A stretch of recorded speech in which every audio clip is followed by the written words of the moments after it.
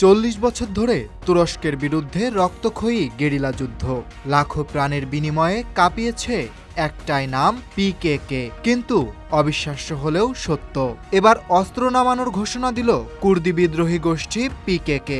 এই ঘোষণার পর যেন বিস্ময়ের ঝড় বয়ে যাচ্ছে আঙ্কারা থেকে শুরু করে সিরিয়ার সীমান্ত পর্যন্ত। প্রশ্ন হলো, হঠাৎ কেন এমন সিদ্ধান্ত? তুরস্ক সরকার কি এবার সত্যি জিতে গেল, নাকি পেছনে আছে অন্য কোনো বড় রাজনৈতিক সমঝোতা? চলুন খোলাসা করি পুরো গল্প। 1984 সাল, কুর্দিদের অধিকারের দাবিতে তুরস্কে সশস্ত্র বিদ্রোহ শুরু করে পিকেকে বা কুর্দিস্তান ওয়ার্কার্স পার্টি। লক্ষ্য ছিল স্বাধীন কুর্দিস্তান রাষ্ট্র। তাদের বিপক্ষে ছিল বিশ্বের অন্যতম শক্তিশালী সামরিক বাহিনী তুর্কি আর্মি। ফলাফল, প্রায় 40,000 মানুষ নিহত, লক্ষাধিক পরিবার গৃহহীন। পুরো দক্ষিণ পূর্ব তুরস্ক পরিণত হয়েছিল রণক্ষেত্রে।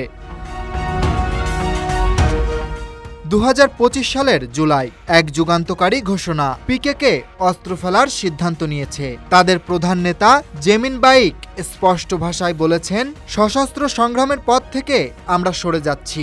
এখন থেকে রাজনৈতিক আন্দোলনের মাধ্যমেই নিজেদের দাবি আদায় করব। তিনি এই ঘোষণা দিয়েছেন ইউরোপে অবস্থানরত কুর্দি শরণার্থীদের এক গোপন বৈঠকে। এই ঘোষণা কেবল তুরস্ক নয়, পুরো মধ্যপ্রাচ্য রাজনীতিতে বড় এক মোড়। কারণ পিকেকে শুধু তুরস্কেই নয়, সিরিয়া, ইরাক, ইরান, 4 দেশে সক্রিয় কুর্দি আন্দোলনের মূল প্রেরণা জুগিয়েছে। প্রশ্ন উঠেছে, তাহলে কি সিরিয়ায় কুর্দি গোষ্ঠী ওয়াইপিজিও এবার শান্তির পথে হাঁটবে? ইরাকে কি কুর্দি স্বাধীনতা প্রশ্নবিদ্ধ?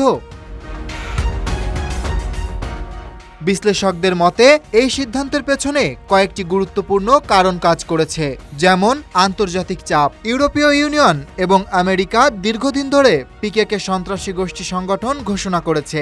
অস্ত্র ফেলার মাধ্যমে তারা এখন এই তকমা থেকে বের হতে চায়। তুর্কি সামরিক অভিযানে বিপর্যয়। গত কয়েক বছরে তুর্কি ড্রোন এবং স্পেশাল ফোর্সের আক্রমণে পিকেকে নেতাদের একের পর এক মৃত্যু হয়েছে। সংগঠনটি সাংগঠনিকভাবে বেশ দুর্বল হয়ে পড়েছে। নতুন রাজনৈতিক কৌশল। পিকেকে বুঝতে পেরেছে আধুনিক বিশ্ব বন্দুক নয়, বরং ভোটই সবচেয়ে বড় শক্তি।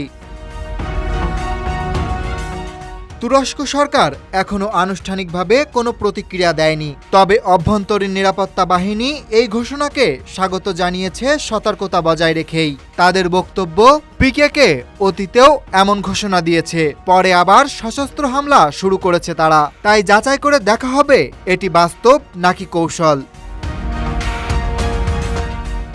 এই সিদ্ধান্ত যদি সত্য হয়, তাহলে দক্ষিণ পূর্ব তুরস্কে স্থায়ী শান্তি আসতে পারে, কুর্দিদের সাংবিধানিক অধিকার আদায়ে নতুন দ্বার খুলে যেতে পারে এবং তুরস্ক ইউরোপ সম্পর্কেও উন্নতি ঘটতে পারে। কিন্তু মনে রাখতে হবে, পিকেকে এর কিছু অংশ এখনো সংঘাতে বিশ্বাসী। তারা এই সিদ্ধান্ত মানবে কিনা সেটাই এখন বড় প্রশ্ন। 4 দশকের রক্তাক্ত যুদ্ধ যদি সত্যিই শেষ হয়, তবে এটা হবে এক ঐতিহাসিক অধ্যায়ের পরিসমাপ্তি। কিন্তু রাজনীতি বড়ই কঠিন খেলা। অস্ত্র নামানোর ঘোষণায় শেষ কথা নয়, বাস্তবে দেখা যাবে কে সত্যিকারের শান্তি চায়। Dhaka express desk report.